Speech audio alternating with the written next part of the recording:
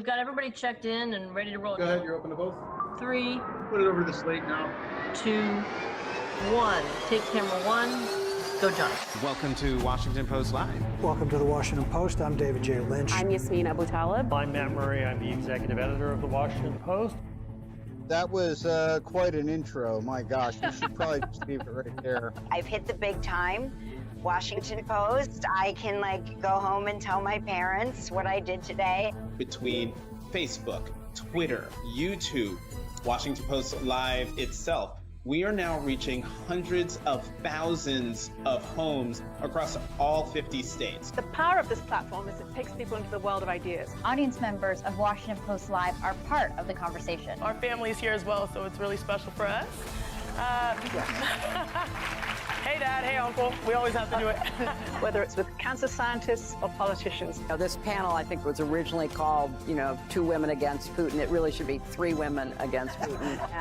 So it's got to be okay to maybe shake up the status quo a little bit. This is a roar for change. There's no question. I think Washington Post Live offers journalists like me a new way to do our job. Their work is hugely important. A new way to connect with our audience. I'm an AI-generated version of Reid Hoffman, his digital twin. Hello, Senator Schumer. Welcome to the Washington Post. This is going to be fun. A new way to deepen our engagement with people who care about the Washington Post and our mission of gathering news. When I woke up after the election in 2016, my social media was really filled with messages of people saying, Olivia Pope, you have to fix this.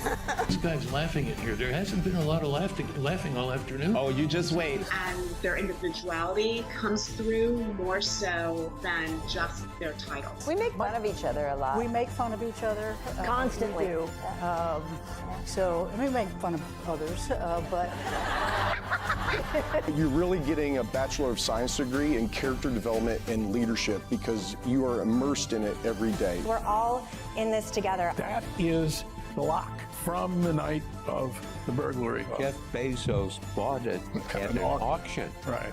And we're trying to find out how much Bezos paid. Right. Come back next week. Senator Cassidy, this was a great conversation. Thank you so much for joining us today. Thank you, Paige. I'm so grateful to be on a platform like the Washington Post. I subscribe, I read, I love the Washington Post. Thank you. And I'm quite honored that the Washington Post should want to talk with me. Thank you.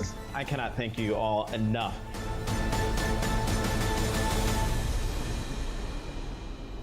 Good morning, everyone. Hello. Good morning, and thank you for being here. I'm Joanna Mayer-Jones, excuse me, and I'm the Global Chief Advertising Officer for The Washington Post. Again, thank you for joining us for such an important conversation this morning. This important event is about gun violence. In the United States, guns are deeply ingrained into American society and the national's political discourse. While this conversation can, of course, be politically divisive, there is common ground, and today we're going to focus on those areas. Safe gun storage, the impact of gun violence on adolescents, and public health. These issues all intersect, and it's really this statistic that I think drives this conversation.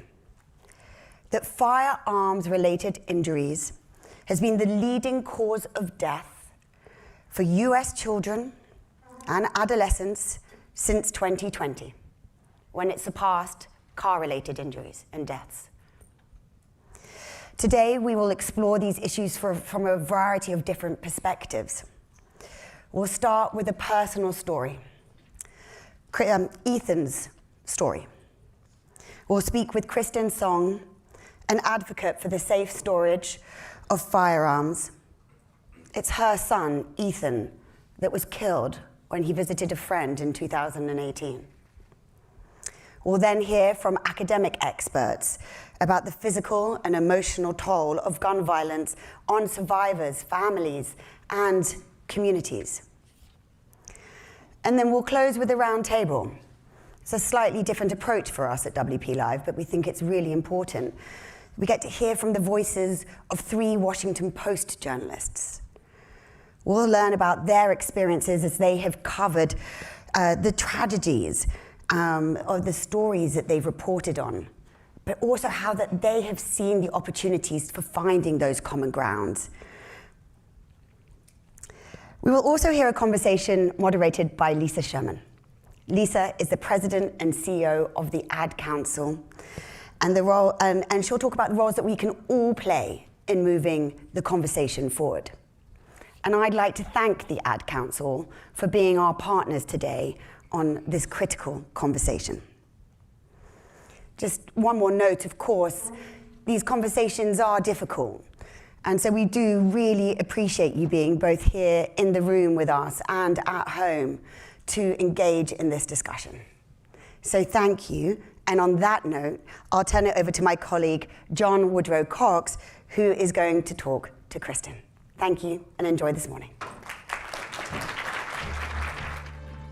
In the United States, nearly 5 million children live in homes with access to an unlocked or unsupervised gun. That's according to the nonprofit Brady United Against Gun Violence, and that could lead to tragedy.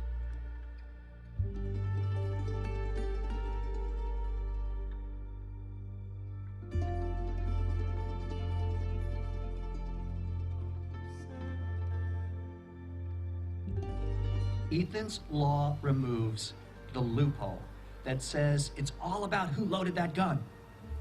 Fortunately, in many of these cases, you can't prove who loaded the gun, so it muddies the waters and nothing happens.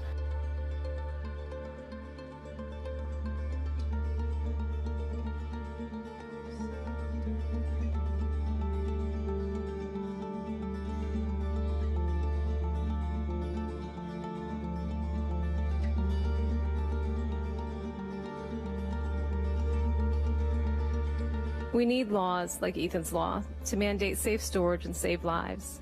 The gun owner could have saved Ethan in the time it takes to draw one breath by simply locking up his guns. If he had, my beautiful boy with his infectious smile would be walking across the stage to accept his high school diploma next month. Instead, that night, while his friends are throwing their caps into the air, I will be sitting at Ethan's grave, and the only one speaking his name will be me. Thank you.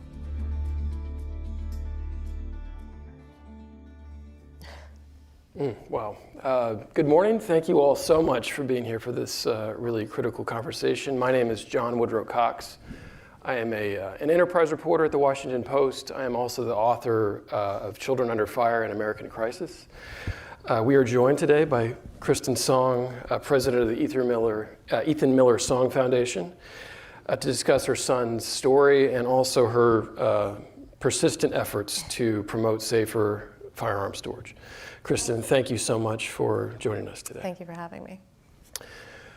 On January 31st, 2018, Ethan was killed with an unsecured gun while visiting a friend's house. He was only 15 years old at the time. If he were still alive today, he would be 22. So before anything else, before we get into much of this discussion, I'd like you to just tell us a little bit about who Ethan was. I think the trait that I loved the most about my son was he was an empath. He didn't need to be taught empathy or compassion. He was just really born with it. For instance, when he was 10 years old, we put down our elderly dog, and I told him we weren't going to be adopting any more animals because it was just too painful. And so I was sweeping out the garage, and he came in and he asked me if we could foster dogs that nobody wanted or cared about. And so I said, that sounds like a great idea. And then he said, well, I want to do 100 dogs, Mom. And so the day Ethan died, we had his 95th dog. And then, the cards and the letters and the emails that came to me after my son was killed, sharing stories about how Ethan would gather up children in the lunchroom, had no one to sit with, and make sure that they had a place at his table. Or the girl who had no friends in school, and he made sure that she felt welcomed in the classes they shared. So, those are just a couple of examples of just my incredible child and his love for protecting the marginalized and vulnerable. The next day we were supposed to be headed in to feed the homeless in New Haven. So that's just, Ethan was not motivated by being the captain of a football team or, money. He was motivated by making a difference in this world and making sure that people who felt marginalized and vulnerable were heard and seen. I'm so sorry for your loss. Thank you. First. Since his death, you and your husband Mike have advocated relentlessly for safer storage laws, and in 2019 you helped get Ethan's Law passed in the state of Connecticut. So I wonder if you could just explain what Ethan's Law is. Sure. Just a little backstory. When we sat across from the prosecutor after the investigation was completed, and she told me that she would not be charging the father with anything. And this man left 3 handguns and ammunition in a shoebox and taught my son how to shoot a gun 2 weeks before he was killed. His son had been accessing the guns for over 6 months, and he actually kept his father's Glock under his bed. So when she told me that he was going to go scot-free and that she was going to charge the 14-year-old boy with manslaughter, that is when my fire was lit. And I told her that I would change the law in Connecticut so that the accountability and responsibility falls on the shoulders of the adult in the home, the one who bought and brought the guns into the home, and not onto the children. Because as we know, if you continue to just charge children, there will be no behavioral shift in this country. There'll be no cultural shift where, my goal is to make sure that it becomes second nature to secure your weapons if there are children in your home. So that's basically the law. Is that if you have children in your home, you are mandated to make sure that those guns are secured unless they are on your immediate body and in your immediate control. And if they aren't, then they need to be locked up. I've covered this issue for many years, as you know, and I've come to understand that for a percentage of Americans, the only form of gun violence they really care about is school shootings. Yeah. And when I'm talking about this issue of safe storage, what I will say to those people is that if after Columbine, the only thing we had changed as a country was to lock up our firearms to prevent them from falling into the hands of children, well more than half of the school shootings since Columbine would never have happened. 100%. We also know, according to experts, that safe storage can reduce the number of unintentional deaths and suicides by as much as a third.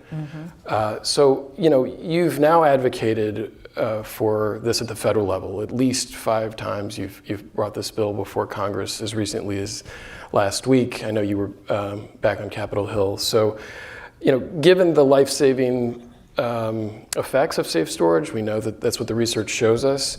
Why has Ethan's Law not been passed at a national level? It's very simple. It's the Republicans. We had, when we passed Ethan's Law in the House of Representatives in 2022, only 2 Democrats did not vote for it, out of, I think, 223 Democrats. 3 Republicans did step up and vote for it. Unfortunately, it was not picked up by the Senate. But I will tell you the powers that are fighting against this very, very life-saving legislation are the NRA, the NSSF, and the Republicans. And it's just really that simple. And when my son was killed, almost the first person we reached out to was the president of the NSSF, because my husband and I did not view this as a political issue. This was just, to me, this was as non-political as requiring us to put our children in car seats, or make sure we have working smoke detectors, or fences around the pool. This was not political to me. And the president basically told me straight out, he will never support Ethan's Law. He will never support a law that requires gun owners to store their weapons. And it's a non-starter for them. Among the people who've said they won't support this, have you been given an explanation? What's the reason for that? They don't want a mandate, period. So, you've characterized this bill as, quote, a child safety measure, not gun control, and you've compared it to federal consumer safety laws around seatbelts. And I wonder, why is that particular framing so important when you're trying to maybe engage somebody who is initially opposed to it? Well, to me, it's, this is no different. These are just extensions of all the laws and ordinances that we have put in place to protect our children. So to me, this is no different than those laws. So, you know, the only reason why this law has not been passed is that because it has the word gun in it, and that is it. It involves the guns, and so it is a non-starter. In these conversations, you've done this for so many years. Has there been a time where you saw someone change their mind? In Connecticut, for sure. When we lobbied in Connecticut, it is obviously a blue state, but we do have lots of very, very conservative Republicans. And I will say one of the reasons why we were able to pass it with such a large bipartisan support is, number one, one of the most powerful Republicans had an incident the summer before Ethan was killed where a 6-year-old came up the stairs with a loaded gun at a party, and he got lucky. His children got lucky. The kids were all playing in the basement. That's the difference between my son dying and his children living, really. So he understood that he got lucky that day, and that there really should be some laws that require gun owners to store their weapons if children are in the home. You know, an argument that I have often heard opposed to safe storage is this idea of people want quick access to their firearm, right? If there's a home break-in and they can't quickly reach for their gun to defend themselves, and they feel like safe storage might impede their ability to do that. So I wonder, to those people, I'm sure this is an argument you've heard, what do you say in response to that? Well, in Connecticut, my husband just walked around when we were lobbying with a biometric safe. Before the person could actually finish their sentence, the safe was open, and we placed my son's photo in it. Because, you know, 10 years ago, I would have probably said, yeah, I can appreciate that. You know, you have to go find your key. But there's just no excuse now. The technology is so advanced. You know, we have 2 of them in our home for our, personal documents. It is so advanced that you can really access your gun in a safe faster than you can get into your iPhone and dial 911. So that argument to me is really a myth at this point. Have you seen that resonate when you've made that argument? In Connecticut, it did. Yeah. It did. You know, you've come back to Connecticut. I know we had this immediate success. I wonder what made that different, maybe? Was it the personal story there? What was different there than you've seen maybe elsewhere where you haven't had as much? I think we have, honestly, I just think we have more moderate Republicans in Connecticut. And I think when I first started lobbying in DC, there was a lot more moderate Republicans in Congress. They were much more interested in chatting with me and listening to what I had to say. And honestly, a lot of them agreed that there should be a law.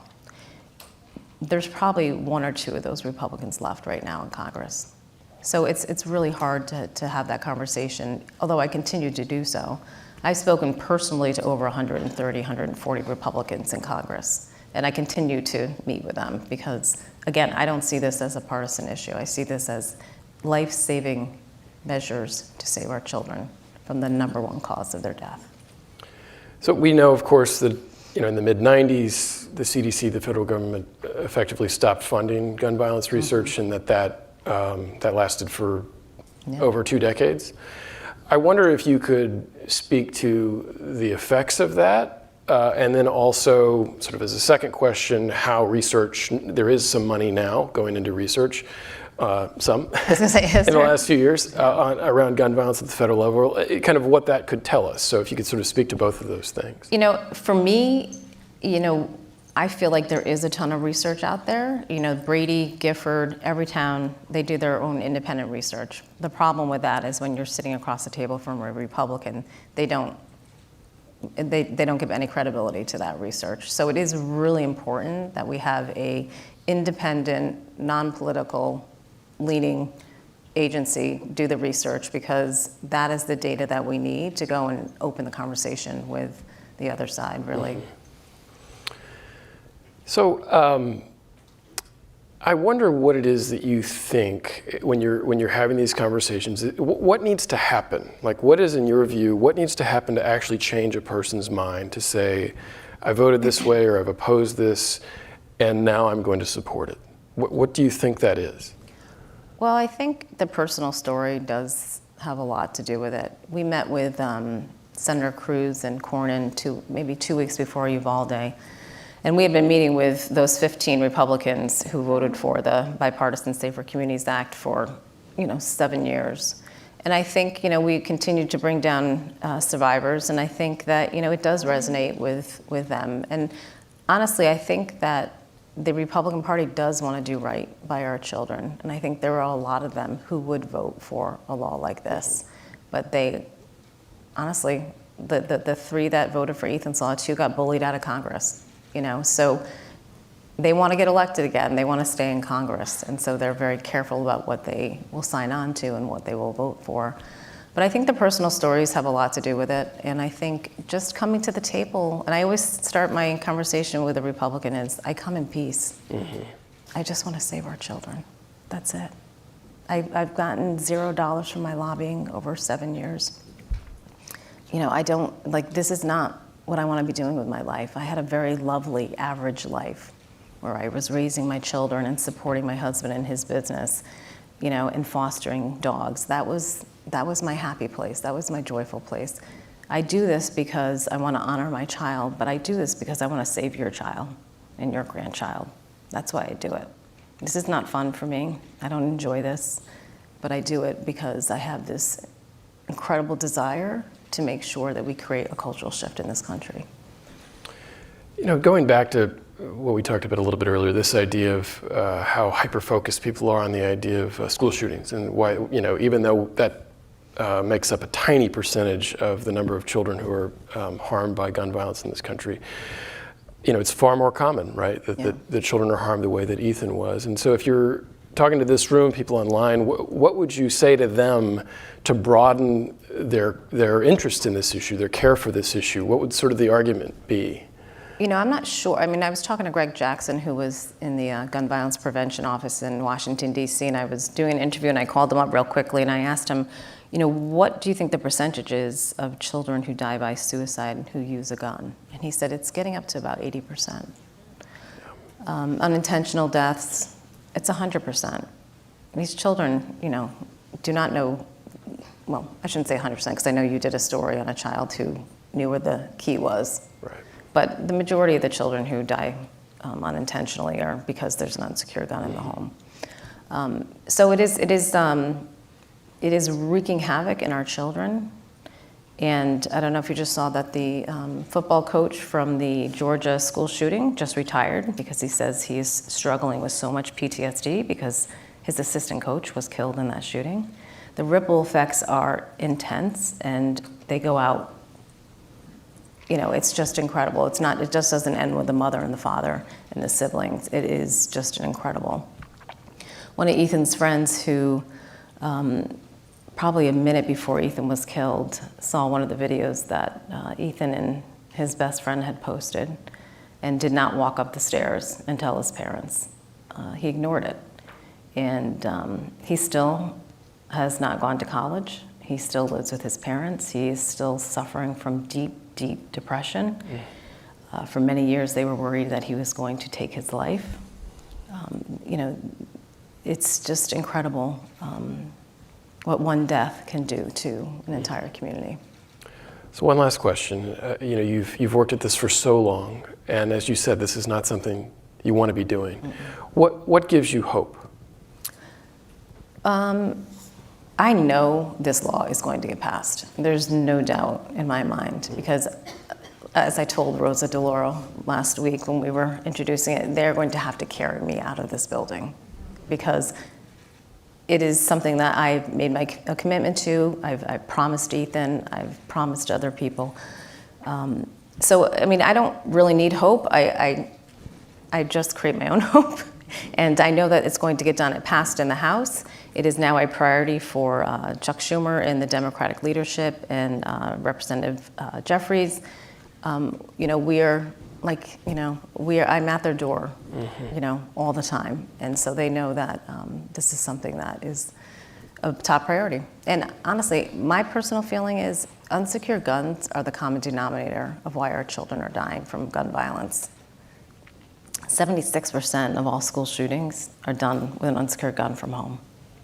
That child in crisis has the ability to grab a lethal weapon from home and hunt and kill your children.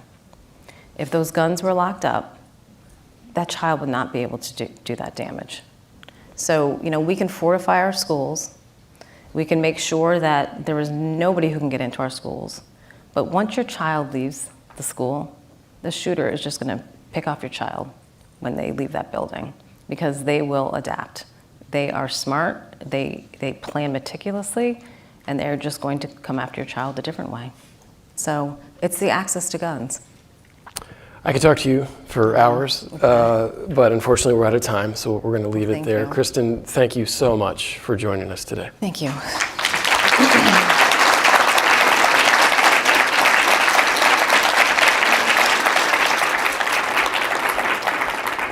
Up next, my colleague Akilah Johnson will discuss gun violence through the lens of public health with some of the best experts in the country, so I hope you'll stay with us. Thank you.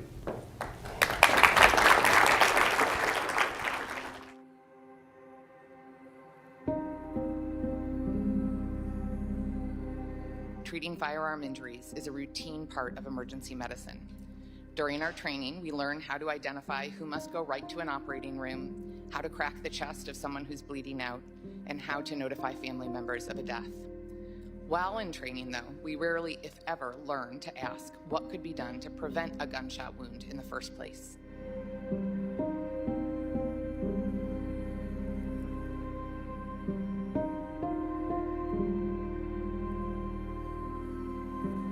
Data from the Washington Post have shown that over 360,000 children have been exposed to gun violence, specifically in K-12 schools, since the Columbine shootings. When we think about that number, that's an extraordinary burden that we have placed on our children.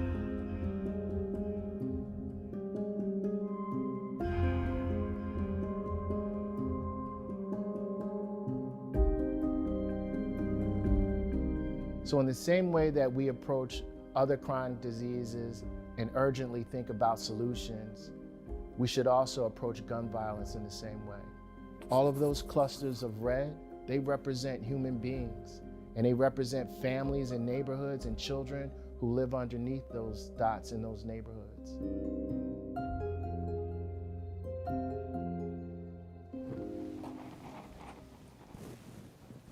Good morning. I'm Akilah Johnson, a national health reporter here at the Washington Post.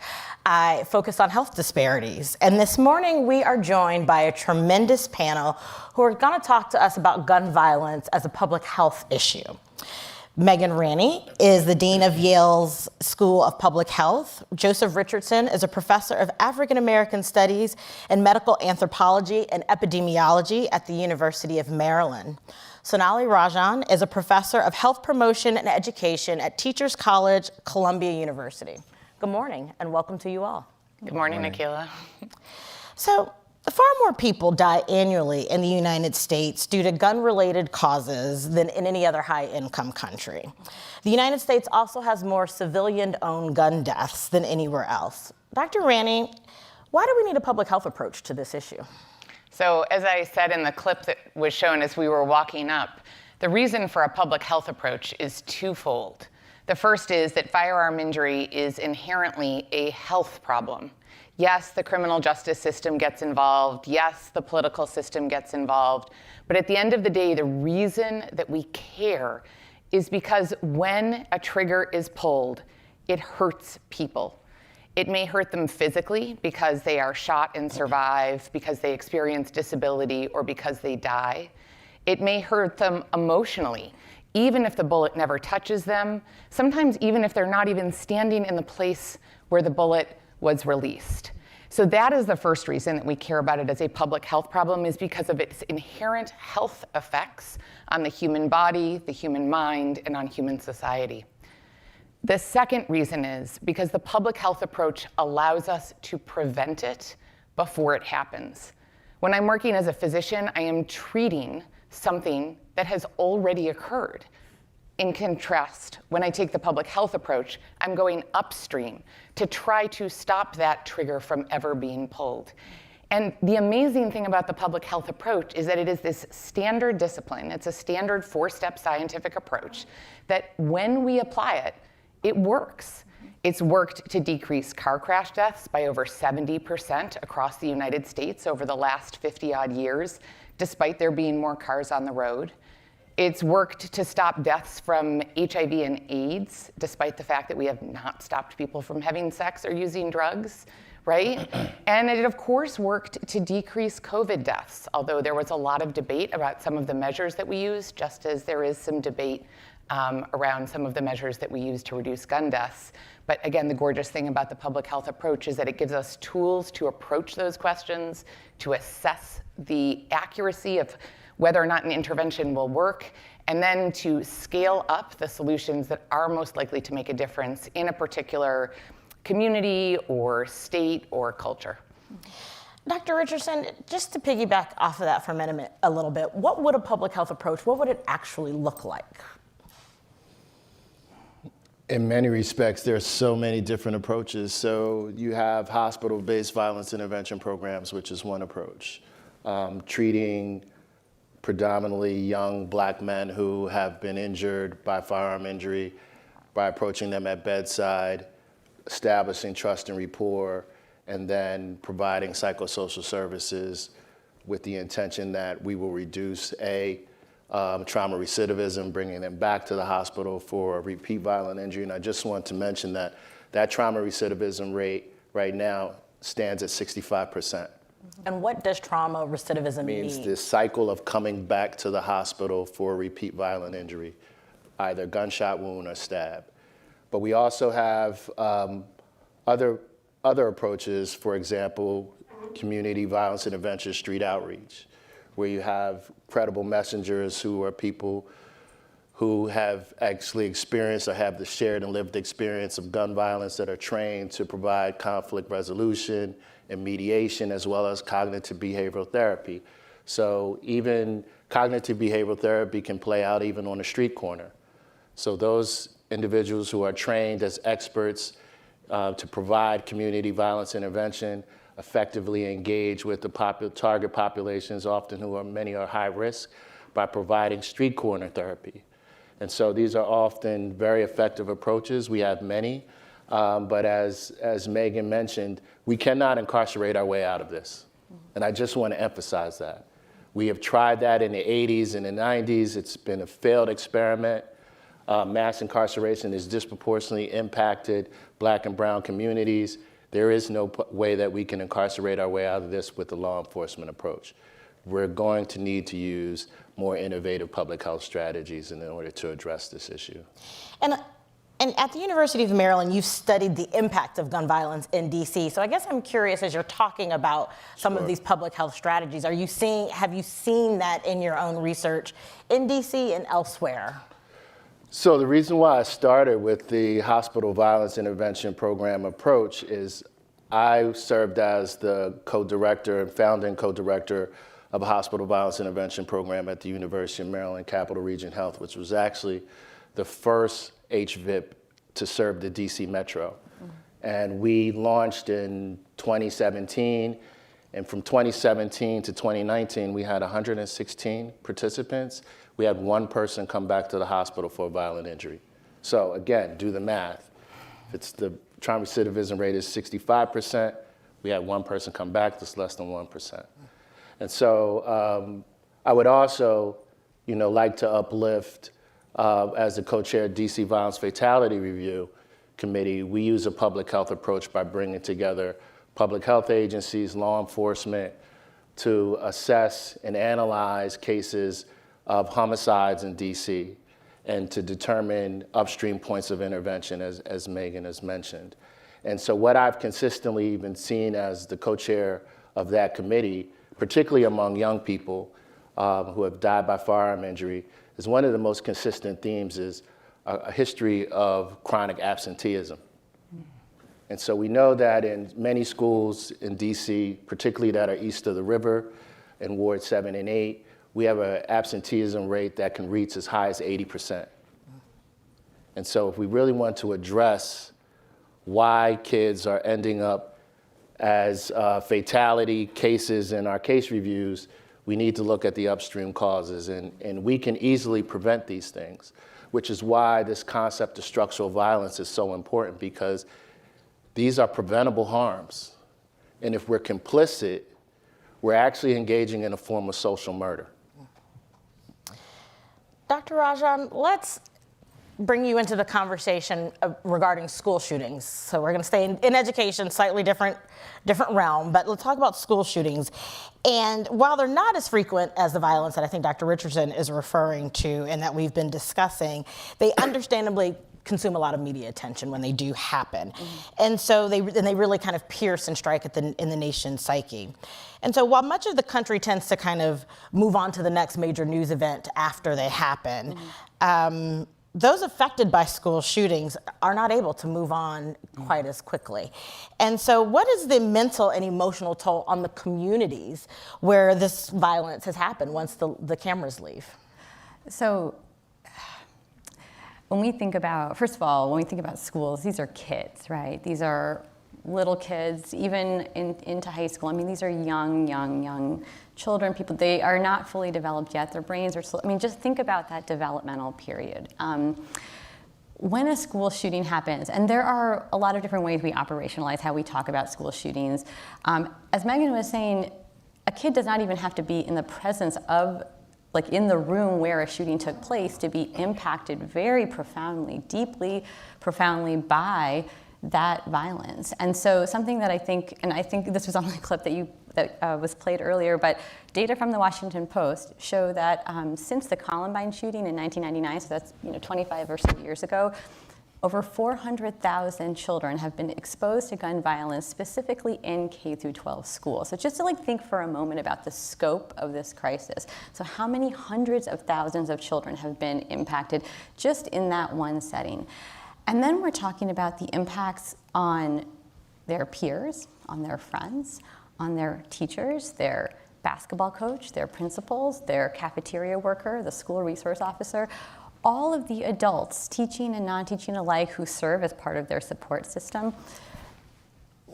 This is what I'm about to say isn't rocket science, but this is well documented in the research and in our literature that there is devastating, profound emotional impacts on children and on their families, on their communities that reverberate for a lifetime. And there's actually work that has also talked through those intergenerational traumatic effects. And so when we think about our collective role here, from a public health perspective, we have two things. I want to be very clear, is to prevent this kind of violence from happening at all, do everything we can to reduce the likelihood of these harms from occurring, but also do everything we can to support surviving communities in the aftermath of these experiences, because the impacts are, it's overwhelming to even think about what those impacts are and the scope of those impacts, because so many thousands of people, and children in particular, are impacted by gun violence in this country. At one point in time, I was an education reporter, and I remember as it pertained to school shootings, a lot of the conversation was around the kind of one entrance approach and how to harden the school and and fortify the school.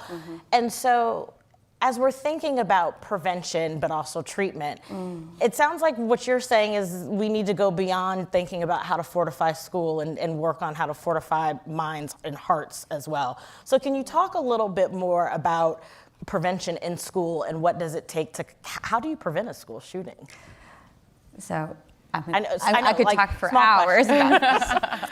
So I'll just briefly summarize. I mean, just to hone in on what my colleagues here have said, is this is where a public health approach works beautifully. So we want to think about the prevention of a school shooting not in the moment of a violent act, which is where most of our funding and strategies are focused on right now. Okay, we think about what do we do in the moment that shooting is happening. We want to think about what's happening months and years before often a student, a child, chooses to bring a firearm to a school with the intent to harm themselves or someone else. At that moment, we have collectively failed that child, right? Systematically, collectively, we have failed them in so many profound ways. So what our responsibility is to fundamentally change and change the places and spaces in which our children are living, learning, and playing. And when we By doing that, that involves everything: investing in green space, investing in affordable housing, in street lighting. All of the things I'm describing, by the way, have shown to have specific connections to reducing gun violence in communities. That we bring that same level of thinking into the school environment, really changing those pro-social behaviors among kids, implementing universal violence prevention programming, implementing bystander intervention programs, establishing lines of communication between school nurses and parents and caregivers around firearm safety. I think the inclination is that we would love to rely on one specific policy and call it a day, and that'll fix this, but we need to really use every tool in our proverbial toolbox, which can and does include some level of reasonable emergency preparedness. I'm not saying that public health approaches don't include that, but that can't be the only set of tools that we're talking about here. Dr. Ranney, in 2022, the CDC said more than 49,000 people in the United States died by suicide. In 2023, those numbers surpassed 50,000 deaths by suicide. What do we know about what's driving the disturbing increase in gun suicide in the United States, and who are we seeing it most occur amongst? Thank you so much for asking that question, because I think that gun suicide is something that so often gets overlooked when we talk about firearm injury and death in the United States. And to be very clear, the vast majority of gun deaths in the US every year, for as long as we've been measuring, are gun suicides. On average, it's about 2/3 of gun deaths. In the last few years, because of the disturbing increase in gun homicides during the COVID pandemic, it's been a little over 50%. So what we know about gun suicide, and I'll actually say my journey into working on gun violence as a public health problem was partly because of the everyday gun violence that we see in communities across this nation and that I take care of as an emergency physician. But the real kind of change point for me was the first time that I saw a firearm suicide in the emergency department. It was after I'd been in practice for many, many years. I had never even thought about gun suicide as a problem. And it turns out the reason why, of course, is because they so often die on the scene and never make their way to the doors of my emergency department. So what we know about gun suicide in the United States, outside of the fact that it is a big problem, is that the proximal risk factor is access to a firearm. If someone is having suicidal thoughts or intention, those are usually, people feel depressed, may have some thoughts, but the decision to try to harm oneself happens relatively quickly. If they have access to a firearm in that moment of desperation and hopelessness, they almost always die. 90% of suicide attempts with a gun end with a fatality. If they don't have access to a firearm in that moment of desperation, they almost always live, make it to the doors of my emergency department where I can save them. So the first and biggest thing is reducing access to a firearm in that moment of desperation. And so one of the big things that we've been working on is talking to, of course, physicians and social workers and psychologists, but even more so, talking to gun shops and ranges and family members and veterans and police, to folks living in communities where there are high numbers of firearms, about how to recognize those risk factors and temporarily separate someone from a firearm. The next thing, of course, is about getting treatment to reduce the chance that anyone's ever going to get to that point of desperation and hopelessness. And there it is about thinking a little more deeply about risk factors.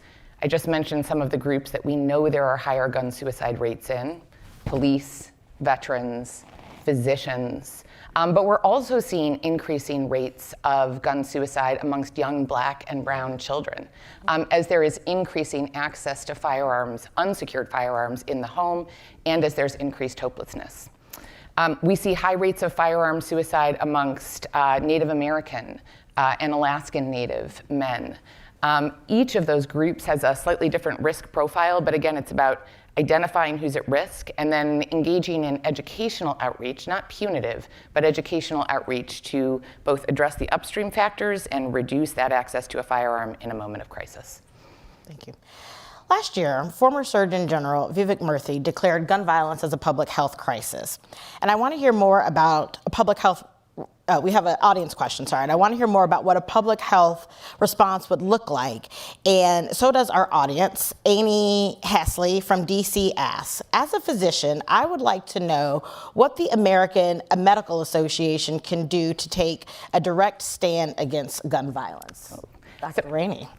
So the AMA was one of my very first partners. So I've been working on this issue for almost my whole career. Back when I started working on it, there was no federal funding for firearm injury, right? That was stopped by the federal government in 1996 after the Dickey Amendment, which didn't actually ban funding, but effectively did. And at the point when I started, I was basically told, don't work on gun violence as a health problem. It will doom your career as an academic, as a kind of, you won't be able to work on it. We created a small nonprofit called Affirm, and the AMA was one of our very first partners in that work and has actually been a leader for the last decade plus in talking about firearm injury as a public health problem, in having educational sessions for physicians, teaching us how to identify risk factors and counsel, and in supporting on a federal level the refunding of firearm injury as a public health problem, which occurred finally in 2020 after 24 years of federal freeze of money during the first Trump administration. So the AMA has been a great partner and hopefully will continue to be so. Their voice matters deeply for physicians, but also for all other health professionals and for communities nationwide. Dr. Richardson, let's continue that thread when we're talking about funding for research when it comes to gun violence as a public health issue. Are there barriers to entry, so to speak, when it comes to getting this type of research funded? we were talking about this in the green room before, so yeah. And I won't go too far into the example that I gave my colleagues, but without question. And I would also emphasize that it's particularly challenging for Black and brown researchers. Who are less likely to get NIH and CDC funding. And so for myself and my colleagues, we recently launched an initiative called the Black and Brown Collective for Community Solutions to Gun Violence, because far more Black and brown researchers who actually come from those same communities are least likely to get funding. And so I know from experience, from my own personal and professional experience in the very beginning of my career, I survived, as Megan mentioned, on very small seed grants. I think the largest grant I may have had during that period of time was $100,000. And so the ability to be able to access additional funding to, A, generate data that will be translational and solving problems in the community, but we also need to engage communities in the research.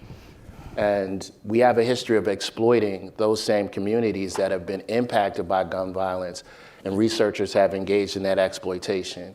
And so the responsibility is on us to actually engage communities as partners, as domain experts, and in many respects to lead the community through a process that my colleague and I, Dr. Woody Kessel, we lead a gun violence research initiative at the University of Maryland titled Progress, Prevent Gun Violence, Research Strategies and Solutions, where we use a design justice approach, bringing communities in and having conversations about what ethical and equitable research should look like.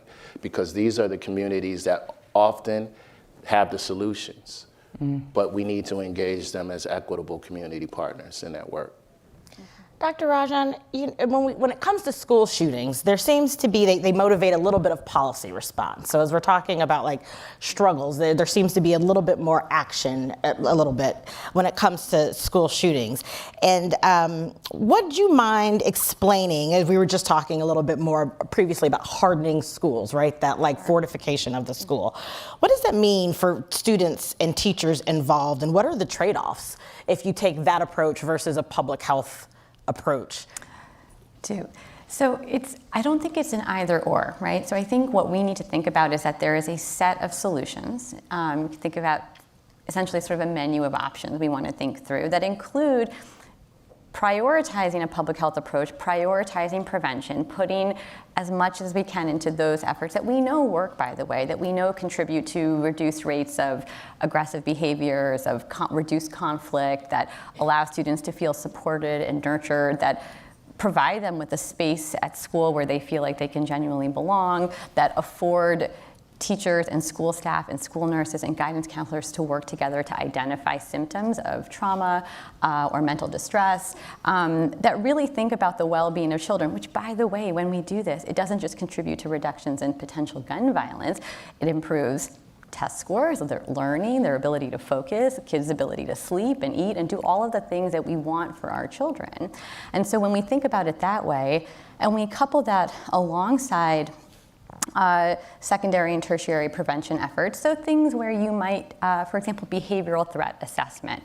So you bring together a group of thoughtful adults in a school community who, when a kid is identified as maybe posing a potential risk for something, instead of responding in a punitive manner, you meet that kid where they are. You find out what's going on at home. You talk to their caregivers. You figure out how can we support this child in this moment to the best of our ability. And if we can't as a school do that, we connect them with local resources that can. Those behavioral threat assessment, I think, is a really wonderful example of an evidence-informed practice that has a really rich evidence base, has been adapted in many, many schools around the country, and has been shown to work. But we can't rely on that by itself. And I think that's the part that's challenging, is that following a lot of very public mass shootings, especially ones that take place in schools, there's an inclination to want to hone in on one specific tactic or strategy that would have prevented that from happening. And as someone who explicitly studies intentional school gun violence in K through 12 schools, of which there are hundreds, right? I mean, these are not, they're the proverbial tip of the gun violence iceberg, but they're still happening with enough frequency we need to focus in on. As someone who studies this, I think it's really important we balance those preventive efforts alongside emergency preparedness that actually weighs and accounts for the well-being of kids. So even like something like lockdown drills, for example, like doing that in a way that's thoughtful and not censorial, for example. So lots of ways in which we could think about that. Absolutely. This has been an illuminating conversation, and I feel like I could keep going through my card deck and asking questions and asking some that are not in here, but unfortunately we are out of time. So Dr. Rainey, Dr. Richardson, Dr. Rajan, thank you so much for being here with us today. Thank you, Akila. Thank you.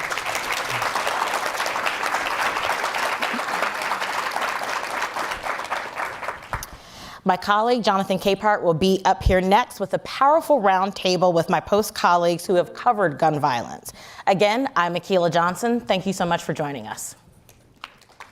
My opponent is completely disregarding almost half of my arguments which I responded to. Communities must step up Laws and alone protest cannot against this stop the normalization. bullet. Well, I completely disagree. Point of inquiry, do you guys even realize that the #1 killer of children and teens are gun injuries? You're probably starting to realize now, this is not a debate. There is no adult in this earth that wants children to die. I worry for my kids.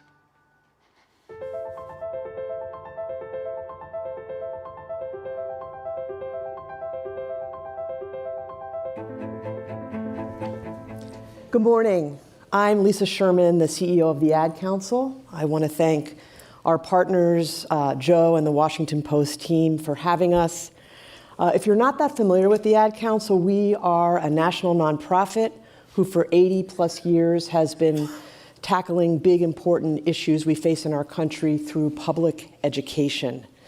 And today we've come together to talk about the issue at hand and to really focus in on that devastating reality of the stat that you've heard a lot about this morning, which is that firearm injuries are the #1 cause of death for kids in our country.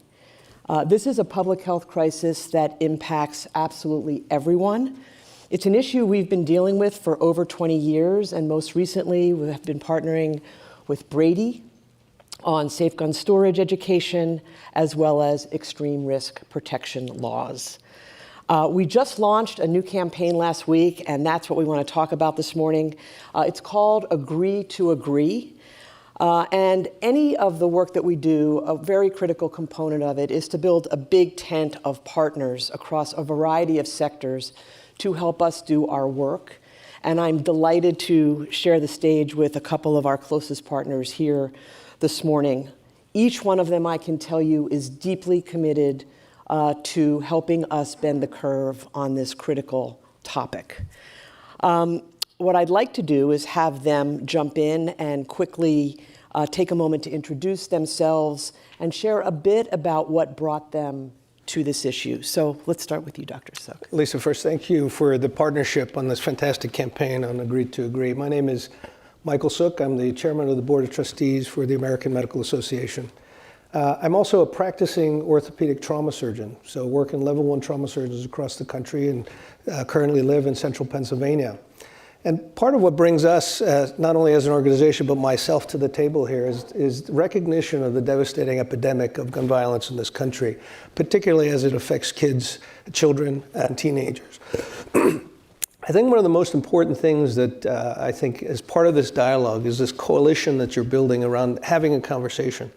And as one is on the front line who sees the devastating impact, not only of death, but also of long-term injury, but it's the halo that goes beyond that, to beyond the effect of the immediate family to the larger community at large, I think is really critically important to discuss. And so that's why I, on behalf of the American Medical Association, are here to represent the physician's point of view, but also as a frontline provider of this care. Wonderful, thank you. Juan. Thank you, Lisa, for having me and for having us. I am Juan Javier Peña. I am the Chief Creative Officer for Gun Miami, the creative agency that worked on the Agree to Agree campaign. And it's when the opportunity came to collaborate with Ad Council on this very important subject, as the dad of a 3-year-old and a 6-year-old, personally, it was very important for me and for the agency to tackle this and to work on this. And it's some of the most important work we can do from the agency standpoint. So thank you. Great. Excited to talk more about that in a moment. Ramon. Lisa, so thank you for inviting us on the stage, such an important topic. My name is Ramon Soto. I'm a senior vice president with an organization called Northwell Health. Northwell is the largest healthcare provider in the metro New York market. We have about 100,000 employees. We service 6 million New Yorkers a year. And we too consider ourselves part of the front line who sees the devastation of this every day. You know, when you look at that statistic, 2019, when guns became the leading cause of death of children in the country, you've heard that statistic, but you know, moving that from a rational perspective on that statistic, watching that graph increase, to this emotional construct. For us, we knew we need to mobilize when 2 years ago, we saw a 300% rise in the kids presenting with gun violence in our institution. And we represent the fabric of the communities we serve. Our doctors live in our communities. They feel this every day. They feel the impact of it to their jobs. So we knew we needed to act in a really aggressive fashion. Well, thank you. Dr. Suk, let's start with the perspective that you take from a public health point of view. And maybe you could help ground us in some of the numbers. But beyond the numbers, and I think Kristen referenced this earlier in our first session, what are some of the lasting impacts that maybe some of us have not yet considered of this devastating issue? Yeah, I think this group of panelists that you have here have already talked about, I think, the impact from a number standpoint. The simple statement that gun violence is the #1 killer of kids and teenagers should be impactful enough. I think that when we think about that, having surpassed car accidents and other forms of injury that affect our younger populations, that should be enough of an epidemiological call to action. From a physician standpoint, you know, we represent physicians who are dealing with this on the front line, meaning the moment they come in to the moment they either survive, they die, or they have to experience long-term injury. And that's the physician's perspective on dealing with patients. But what happens beyond the numbers, as you say, is the devastating impact that occurs outside. So dealing with families, dealing with communities, dealing with business leaders within communities, I think every single time an injury of that nature occurs, you have a halo effect that affects an entire population of people.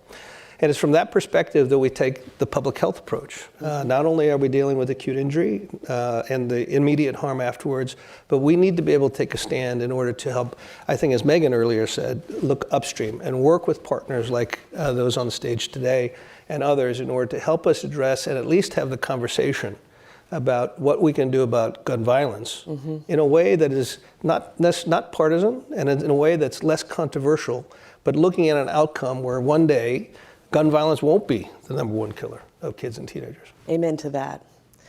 Juan, we were so lucky to have you and your agency at Gut Miami take on this issue for us and really develop this incredible Agree to Agree campaign. You really went after the existing common ground that you knew sort of was there on what is often a very divisive issue where we think maybe we can't see eye to eye on anything. Can you talk about the specific insights that drove you to land there in the work? Yes, of course. I think there's two main points of data and insights that led us to the Agree to Agree platform. The first one is whenever we tackle a project, we do like research, historical research of campaigns tackling the same subject. And we found that most of them sort of like point fingers or choose sides, and that detracts from finding common ground. That divides people more. And then from the surveys from the Ad Council, we found this stat that unlocked everything. That was 80% of both gun owners and non-gun owners agree that having more productive conversations can reduce gun-related injuries. So there is an agreement, and there is the agreement that having a conversation can help, but people are not having these conversations. So that's when the idea of what we just saw of staging this intervention for parents from both sides, disguised as a debate from real debate kids and kids from different schools that are part of real debate teams and sort of like have this debate and do this sort of intervention to their parents to let them know the fact. And it was shot beautifully by Lauren Greenfield, an amazing director that brought that raw and real emotion of what happens and how parents on both sides of the spectrum, how they react to when they when they hear that statistic, and the shock that comes with that, and the realization that we need to come together, we need to find common ground, and we need to start having these conversations because it's the only way that's gonna help move this forward and help find solutions so that we can get unstuck from that division. I mean, I think it was so smart because, you know, when we always say we'll have to agree to disagree, which I think ends a conversation, but agree to agree, I think, extends a conversation. And so it was really such a great insight and a great execution, so thank you. Ramon, I think it's fair to say, you and Northwell have played an outsized role on this issue for a long period of time, and we've been lucky enough to have you partnering with us. And Ramon, from my perspective, happily is on our board, so thank you for that. You know, you've spent years on this issue, and I want to have you sort of share the perspective of why healthcare leaders coming together is so critical and how Northwell is really focusing on it. Sure. You know, we're in a tough place, and I'm an optimist by nature. Maybe I'm naive, but I do think our better days are ahead of us. But we have to get through this place where we just can't seem to agree on so many issues. And part of that is cultural. I think we're in a time of distrust of large institutions, whether it's the federal government or even institutions in society.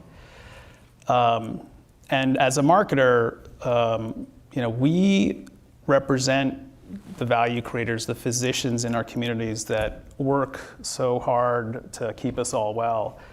There's this brand permission that healthcare has to step forward and depoliticize this conversation. Let's take it away from a Second Amendment debate. Guns are here. There's 400 million of them. There's more guns than people. They're not going away. It's codified in the Constitution. How do we change the narrative and occupy a space, a lane where we're already represented, but then use our voices to turn this into much more of a rational, emotional conversation. You know, the fact that guns are now the leading cause of death of children, the reality is society doesn't know that statistic. Only 20% of parents know that. So as a healthcare messenger, I think we have the power to unleash this brand permission and get this to a much more rational place. And then also tap into this emotional equity, like we all love our children, right? So we would do extraordinary things to protect them. We live in an age where we have no problem saying Johnny has peanut allergies and Susie can't swim. And now this is new hidden danger lurking in society that we need to have a conversation around. So how do we give society the tools to have that conversation, the comfort to have that conversation? It really is social change, and healthcare just feels like one of the few messengers that can lend some neutrality to the conversation and move the needle. Very credible messengers too, I think. So thank you. I mean, there's no doubt that this issue is massive and it's nuanced and it can be and often feel overwhelming. I'm reminded as I listen to each of you and the broader coalition that we have, the importance of collaboration. I mean, this issue is way bigger than any single organization can take on alone. And it also reminds me of the importance of maintaining optimism and hope. So for the last few minutes that we have, I'd really like to hear from each of you on what does give you hope and optimism as we think about how to tackle this. Sure. Well, from my perspective, I think the Agree to Agree campaign, as you pointed out, is rather genius. I should disclose the fact that I'm a registered gun owner, but I'm also on the front line treating patients who are injured by gun violence. And the Agree to Agree means you can take people who are on both sides of me and put them in a room and have a conversation about responsible gun ownership and the epidemiology about injury. And so what I think is hopeful for the future is more collaboration of this nature, where physicians, public health researchers, public health entities, health systems, and even the ad council and more people in marketing get together and bring the conversation to a level where we can ultimately find a solution. And I'm optimistic that we're going to get there. Thank you. Juan? For me, what gives me optimism was one of the real testimonials that happened after we saw the campaign, after we did the stunt, which was one parent, and he said, we need to stop fighting about who's right and wrong, and we need to find solutions. And I think that's very important because I think that the world is so focused on being right versus like solving the problem. And I think once we get beyond the fighting over who's right, we can get to the real solutions that can help us create a better world for our kids, like we're saying, and we're talking about backstage. So that gives me hope that we can get there. Thank you. You know, what gives me hope is really the journey that I personally have been in the last year with the Ad Council.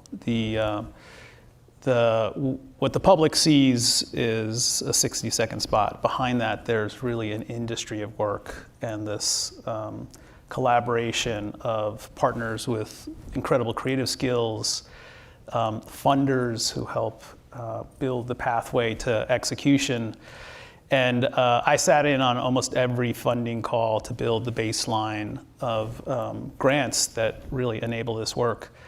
And it was a really nice collaboration with the Ad Council on developing the pitch, asking the funder to collaborate, and it was mostly healthcare that's doing the first round of funding. I was just struck at how everybody was nodding their head yes as we were going through the conversation, that they immediately saw kind of the rational nature of this and were vested in trying to find a way. By the way, we were asking for money in a post-COVID world where half of healthcare lost money.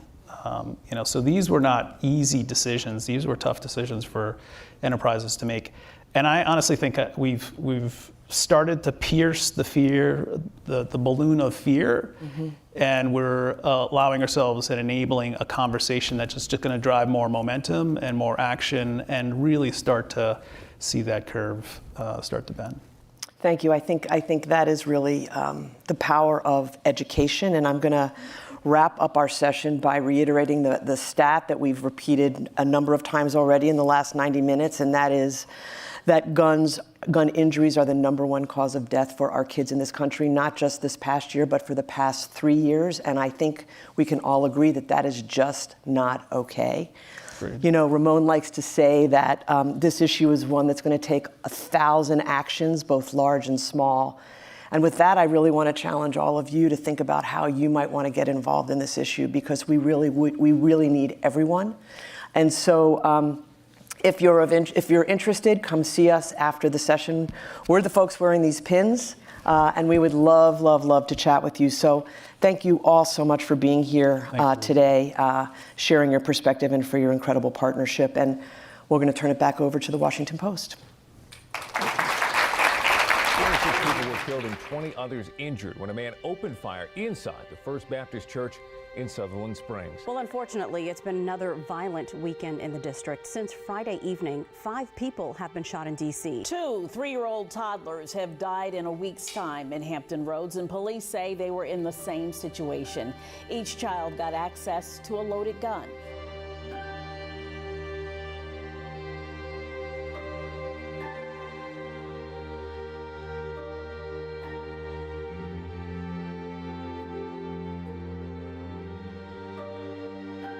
Sometimes the weight of the responsibility in telling these stories feels crushing. You're holding the legacy of people's loved ones. The story about the child of their mother dying to save them, accounts of an entire massacre of a community all in your hands.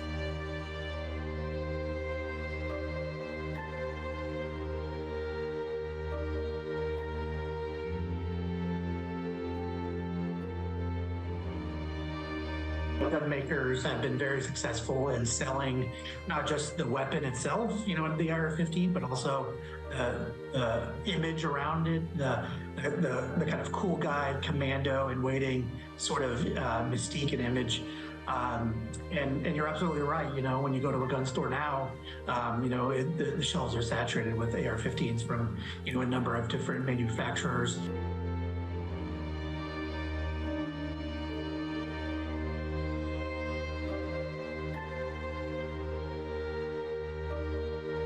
If the one change that we had made after Columbine in this country was to prevent children from getting their hands on guns, more than half of the school shootings in that time would not have happened. They simply would not have happened if that's the only thing that we did.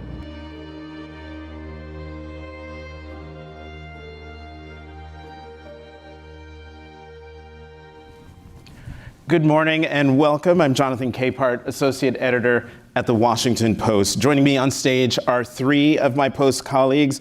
John Woodrow Cox, he's an enterprise reporter and author of Children Under Fire, An American Crisis.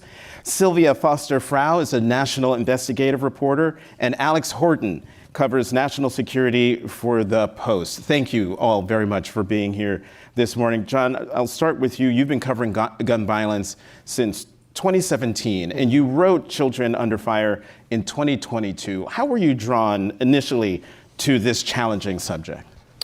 I had covered, in my first couple of years at the Post, I'd written a little bit about children and trauma, and I had a comfort interviewing children who'd gone through difficult things. And in 2017, I launched on this project really initially it was about just children and violence, and trying to tell those stories through their eyes, because so often we see children depicted in really kind of one-dimensional terms, even if the story's about them. And very, very quickly it became clear to me that this had to be only about gun violence. And I had this moment, the first story that I wrote that year was about a little boy in Southeast DC who was in 2nd grade when his father was killed in the middle of the day outside of his school. You could see the police lights from the lobby of the school.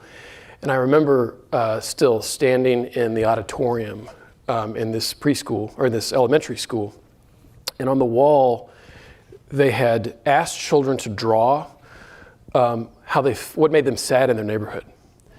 And these are children as young as 4 and 5 years old, had depicted scenes of funerals and of shootings and of people dead on the street. And these weren't images from movies. These were their lived experiences. And it dawned on me that not a single child in that school was considered a victim of gun violence legally. They weren't. But every aspect of their lives were shaped by it. So it was this kind of awakening for me. Mm-hmm. And I've just stuck with it since. I'm struck by something saying that you found that you have a way with talking to children who have endured violence. Do you have children? I have an 18-month-old, so most of my career I didn't when I was covering this, and I'll say it's reframed the way that I think about this work. And it's already difficult. Yeah. How do you do it? I try to remind myself what a privilege it is. The fact that someone will allow you that sort of access to their child, and then the fact that the child also agrees to speak with you about the worst moment of their lives. It is the worst moment of their lives, and it's a burden that I embrace, really, and to see, the effect of a story, to see the way that family feels seen, it has always been something that I just find to be so meaningful, and it's kept me going. Sylvia, you were a reporter for the San Antonio Express back in 2017, working on a story about an annual fair when your editor called to ask you to cover a shooting. What happened after that? Yeah, I was 2 years out of college, so still kind of a cub reporter, and was working on a Sunday doing like this kind of annual festival in San Antonio. And there was a report about an active shooting scenario, and my editor asked me to race down there and see what was going on. We didn't know if anyone had died or if people had died. We didn't know anything about it beyond that. And so I got in my car. I remember I stopped to get Whataburger on the way, which now in retrospect bothers me because I was 15 minutes later than I should have been. And then arrived there and ended up having this experience that really changed the trajectory of my career and also my life, By the time I got there, they were pulling bodies out of a small church in Sutherland Springs, Texas, where 26 people and more than 20 had been killed and more than 20 others had been injured. It was the deadliest shooting at the time, and it was a really close-knit community. So you had these scenarios, one of the men I got to know really well, John Holcomb, who had lost his 3 children, his pregnant wife, his parents, his brother, his niece. It was a really close-knit community, and so the effects were just absolutely devastating. And so basically I went through kind of this whole process of being a local reporter covering breaking news and seeing what it was like when national media descends upon a place and how that can transform the entire environment that you're working with, to being able to continue to tell their story even after everyone had left, and spending over a year going back to that church and telling the stories about their road to recovery, the conspiracy theories that developed, just all of the court process, all of the ins and outs of that, which ended up kind of carrying my reporting forward to when I came at the Post and we launched on this big AR-15 and mass shooting series, that I was able to take a lot of what I had learned from that experience, including even going back to that community. At that time, it had been over 5 years since the shooting had happened. What did you learn when you went back 5 years later? Well, first of all, I should say I was very grateful to get the opportunity to do that, because I kind of was really sad when I moved to the Post that I kind of felt like I was going to be leaving that community behind, and I had grown so close to them and shared so many moments with them, and I was sad, why would a national paper care about this really tiny town in Texas that, at this point there had been so many mass shootings since then. But what we did for the series is we went back to see what happens to a community that's been affected. What are the ripple effects, years and years after a shooting occurs. And I learned a lot of things that I did not know about. I learned that the fragments from the bullets, they kind of explode in people's bodies, right? And you get these really minuscule fragments. They look like almost freckles on people's skin. They're purple and small, but imagine that also internally, right? In the organs. So you can see some of it, and then some of it is internal, and it's not something you can a doctor can just remove. And that those fragments leach lead. And so there were women who suffered from infertility and were unable to have children because they were suffering from lead toxicity. And there are men that had it too and had all these kind of chronic conditions. People were still going to the hospital.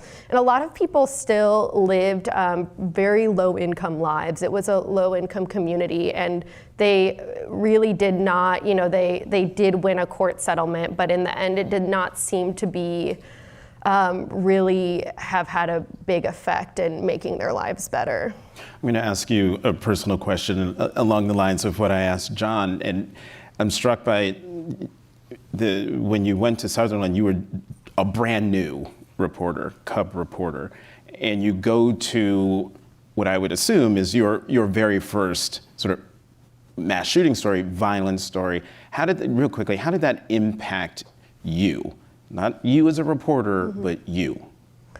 Oh man, it definitely changed me as a person. I had never experienced like grief and death so intimately before, and I think it gave me, sometime to my detriment, like a very clear sense of the vulnerability of people's lives, you know? I think we all kind of walk around not really realizing it, but feeling like we're kind of protected from the problems that other people have. Like we think that we won't, that won't happen to me. It happens to others and it's really sad, but that won't happen to me. And I think through the course of that reporting, it really broke down that wall for me when I realized that, like, you know, we are all vulnerable to this kind of tragedy happening to us, and we all have a reason to make sure that they don't happen.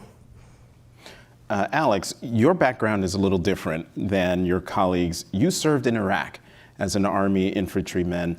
Given your experience and your service and the reporting you've done, what do you think is missing in the national conversation about guns and gun violence? And also, as being a part of the AR-15 group, as a veteran, what's it been like to see a weapon of war, one that you might have carried or a soldier might carry in Iraq, made available in a local gun store? Yeah, I think gun advocates have been part of this, very deep and long misinformation campaign about what the AR-15 is and isn't when it's compared to something like an M16 or like an M4 carbine that I carried. For the longest time, certainly the last couple of decades, there's been this push to say you can't fire a 3-round burst or fully automatic. Therefore, this is totally different than what soldiers carry. That's untrue, and they know that's not true. Functionally, yes, they are correct, but the idea of how you carry a weapon and use a weapon in combat, you're trained to use accuracy, you're trained to use marksmanship, to not spray bullets like in an action movie. There is no functional difference between what happens in actual combat and what a mass shooter using an AR-15, like in Sutherland Springs, taking controlled single shots. No difference, it's the same caliber. There's some minute differences in like barrel pressure and PSI, but they use the same magazines, use the same accessories. So there is no actual difference by what I did in Iraq with my rifle and then what you can do with an AR-15. So that's sort of like a long-standing gun advocate red herring that luckily we've been able to combat lately. But rephrase that. That hasn't been the case all the time. The AR-15 series, we had a thing about gun advertisements going back all the way to the 60s when the AR-15 was introduced to civilian markets. And for a long time, Colt and other companies trumpeted the connection with M16s and AR-15s, saying this is about what you can get in the military. So we have seen that sort of public affairs and kind of lobbyist swing of like, don't worry, this is a different kind of gun entirely, and just not the case. Okay, I'm gonna do to you what I did to your two colleagues, because I'm really intrigued. You've served in the military. You have fired a weapon of war. And just as, not as a reporter, but as a veteran who has seen war, personally, how has it impacted you, and certainly your reporting, to see those weapons being used to hurt unarmed civilians, to hurt people here at home? It's been difficult, but I can kind of see through, and it's sort of like a morbid thing, but when I see how gunmen set up their weapons, I can kind of understand their intent, when you put it together with other reporting. For example, after the Las Vegas shooting, there was pictures of different rifles that have used by the same gunman, but they had different optics on them. They had different accessories that would help you take controlled shots or take a spray of other, like kind of more chaotic shots with like a bump stock, for instance. So from my experience, I can just look at those pictures and say, I know exactly what he was trying to do with that gun and what he was trying to do with this gun in different places of that shooting, right? So that's that's sort of been like a morbid insight into, I can sort of, helps me get into the rational preparation of some of these shooters.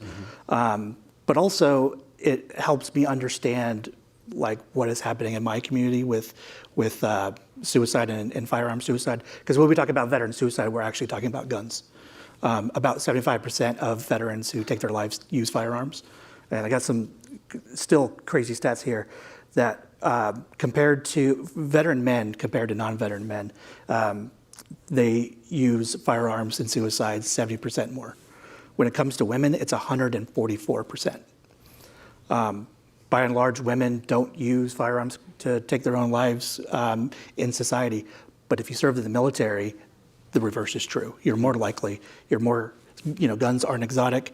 You are more likely to have them in your home, and you know how to use them. So it is a uniquely persistent problem in the veteran community. And this is something that VA and others have tried to address. But you can imagine it's the third rail when it comes to, I've gone to VA appointments, just for normal stuff. And one of the questions they ask me is, do you have a firearm at home? And is it safely stored? And you can imagine some people would be upset of the government asking them this stuff. Where does this say to go? So it's been a really hard conversation for those folks. But the data shows that VA is not really having an impact. In a lot of ways, it's getting worse. John, Alex just cited some stats that he's got on that card there. You spearhead a database maintained by the Washington Post of the number of school children impacted by gun violence. Tell us about this initiative, and the methodology, and why the government hasn't done something like this. Yeah, I mean, the origin of that was a story. I went to South Carolina where there was a shooting in a rural community. One child was killed, which is why almost no one had ever heard of this shooting, why the world just quickly moved on from it. But, I saw this community, this elementary school where the 6-year-old boy had been killed, and every child had been affected. Their lives had fundamentally changed by a shooting that lasted 12 seconds before the shooter's gun jammed.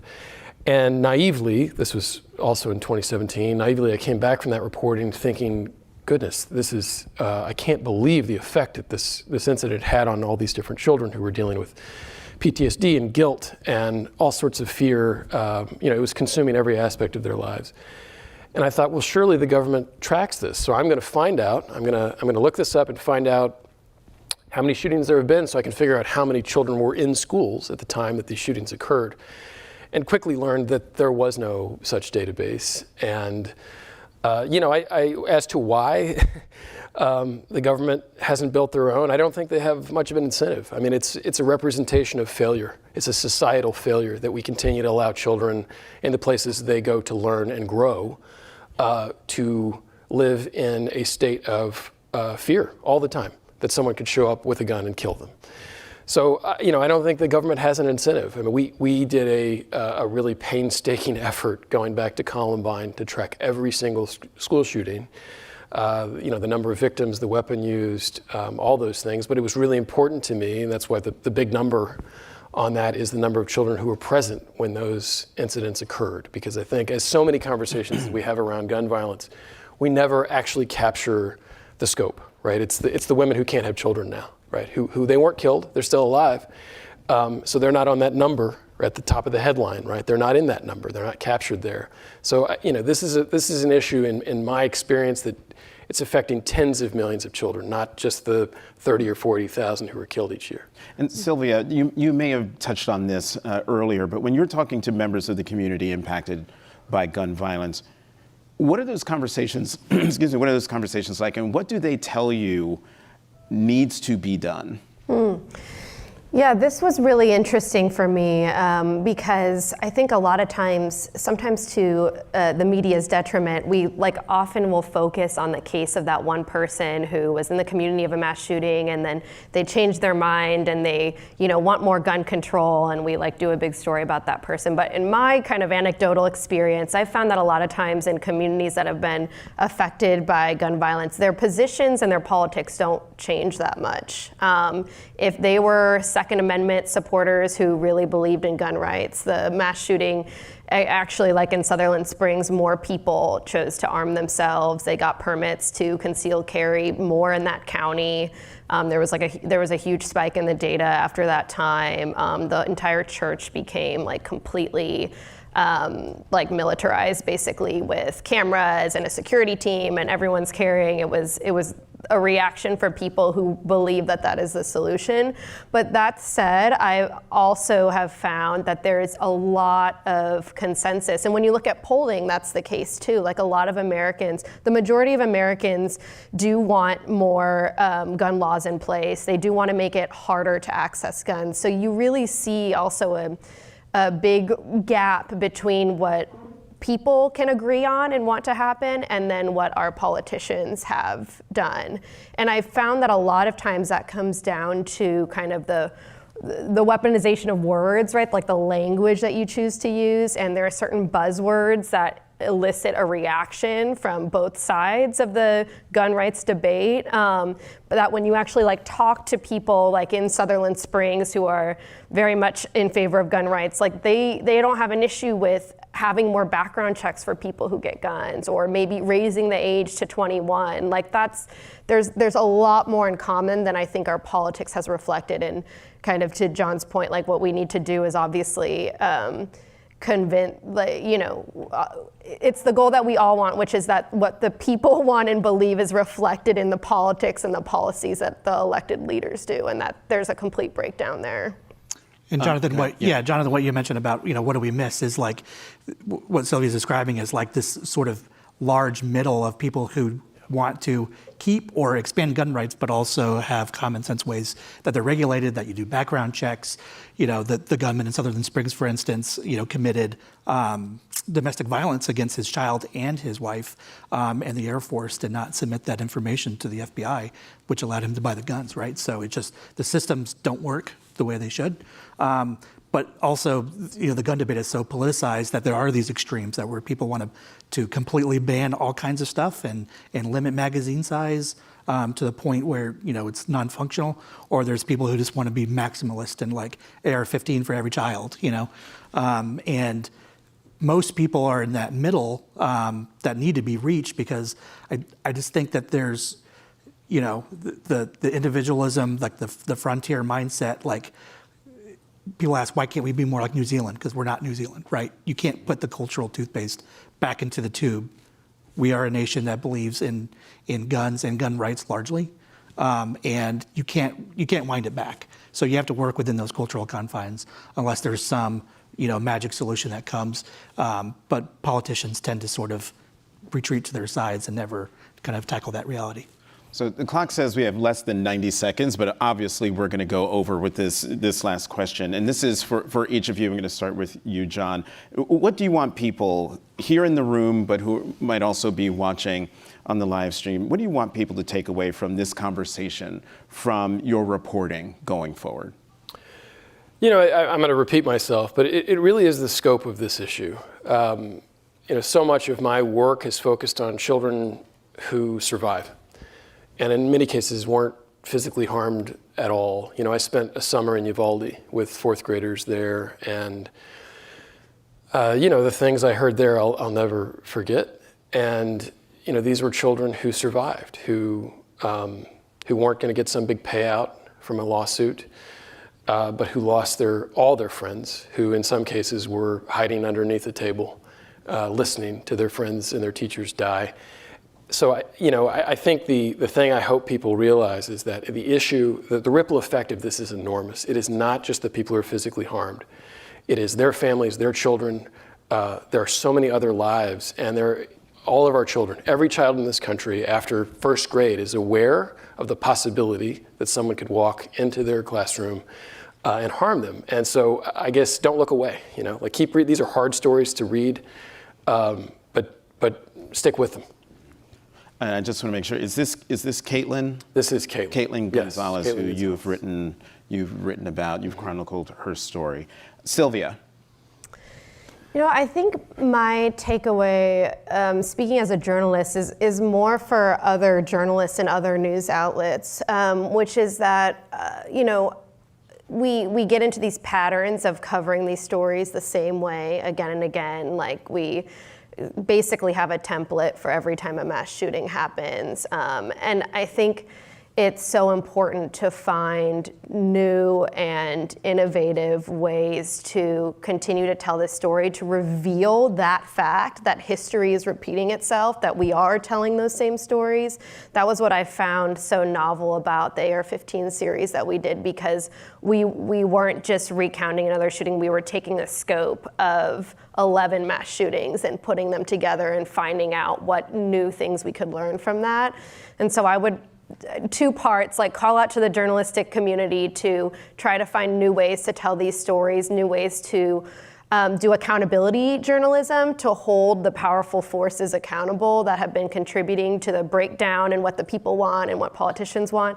And then I also think these instances reveal, in some cases, some of the flaws in our journalism and in our competitiveness between outlets. A lot of times you see communities that are completely inundated by reporters that get asked, like, again and again, the same questions from different outlets who want their independent verification, their independent quote. And I think in these moments, when these people are not politicians, right, like they are people who just experienced the worst thing that has ever happened to them. They're victims of a horrible crime, that we could also do better about reimagining the ways that we report on that, and maybe ways that news outlets can work together to provide the information that we're all looking for, which is the stories of the victims, the suffering of the survivors, the new advocacy groups that are rising up afterwards, you know? And so if there's a way to better cover those communities to really minimize harm, I think that would be an amazing thing, not just for journalism, but for a society that's consuming it. Mm-hmm. And Alex, I'll give you the last word. So I think, you know, when it comes to our industry too, like I think we have to remove like exoticizing just like the gun community, because I think a lot of people in our profession are sort of approach of this sort of alien other group, and you know, gun culture is American culture and vice versa. And, you know, some of these unique problems are outcroppings of that, you know, access to guns, you know, sort of flippant attitudes about gun safety and gun storage, certainly with John's series shows that. But I think that, you know, when I talk to colleagues, you know, here and other places, people are so precise with their language of like obscure congressional minutia, but they don't want to get like a semi-automatic versus a fully automatic, right? Because what does it matter? They're all guns, right? So I think we need to go back and really understand it and show respect and understanding to this complex cultural thing that a large swath of the country has absolutely no second thought of. It's just part of their daily life. You know, I go to the gun range, I follow the gun laws, and when I'm there, I'm like, why am I shooting these 10-round magazines that make it so inconvenient at the range? Like, this is how people practically think about gun rights, you know, and we need to get closer to that and not just like sort of jump in the waters of the political stuff, but actually approach these people as members of an actual community. Alex Horton, Sylvia Foster Froud, John Woodrow Cox, thank you both. Oh, thank you both. Thank you all very much for your reporting, but also for this very powerful conversation. Thank you. Thank you. Thank you. And thanks to all of you here in person and watching online for joining us this morning. This concludes this morning's event. To find more important programming like this, please visit WashingtonPostLive.com. And of course, get a free trial by visiting WashingtonPost.com/live. If you love this conversation and you love the reporting that they do, please go to WashingtonPost.com/live and WashingtonPost.com to get a subscription. I'm Jonathan Capehart. Thank you all very much again for being here.